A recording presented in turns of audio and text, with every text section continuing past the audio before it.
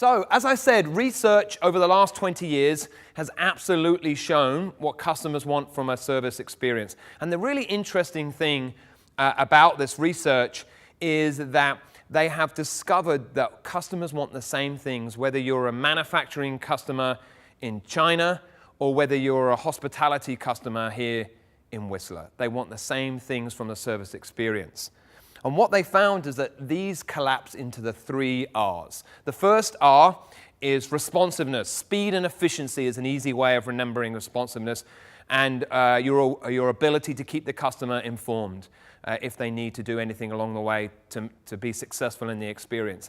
And then relationship building, the warmth and wonder of a human conversation, showing customers attention, asking them questions to know them, get to know them a little bit more, and personalizing the service towards them. And then being reliable, keeping your promises towards the customer, particularly your core promises that you've made to the customer, handling customer problems when they arise, and obviously being accurate, having the right knowledge.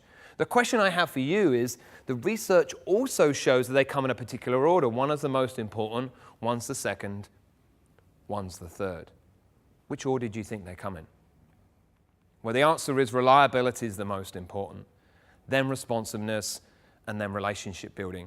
In a very simple example, getting a cup of coffee, right? Going to Starbucks, getting a cup of coffee. Reliability is the quality of the coffee. It doesn't matter how quickly you give the coffee or whether you're friendly. If the coffee doesn't taste good, that's a bad experience. Okay, so it's got to be a great coffee. You deliver it quickly, and then hopefully during the experience, they personalize it towards you in some way, and that makes it a little bit more memorable. What the research has also shown is that the recommendations are driven by great experiences. Recommendations are not driven by good experiences. So if you look at this diagram here, on a 1 to 10 scale, 1 is horrible experience. So they asked 22,000 customers in this particular research to choose an organization they do business with, a hairdressers, a hotel, a bank, a restaurant, and rate it on a 1 to 10 scale. And then later on in the survey, they said, would you recommend this service organization? And so what you'll see, those little numbers in the black, are the numbers of customers in each of those categories that said, yes, I will recommend them. So 1 out of 10 is horrible service, 10 is amazing. It's so good, I would like to have children with employees from that organization.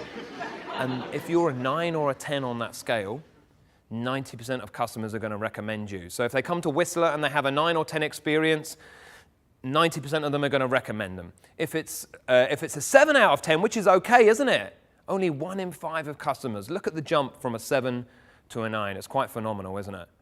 So good doesn't really get you anywhere at all. It has to be that 9 or 10 experience.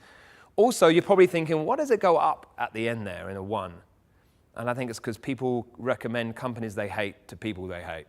And that's worth remembering too. What's also that diagram shows is that we can link this to the 3R's. That if you're reliable, you're probably at a 6 or a 7. If you're reliable and responsive, the research shows you're at an 8. Maybe a 9 or a 10 sometimes if the customer's in a hurry and they don't really want a conversation. But what the research shows, if you're reliable, responsive, and you build the relationship, then you're very likely to get a 9 or a 10. And so even though I said relationships was the least important of the 3R's, it's the thing that's going to get customers coming back, isn't it? But only if you're reliable and responsive first.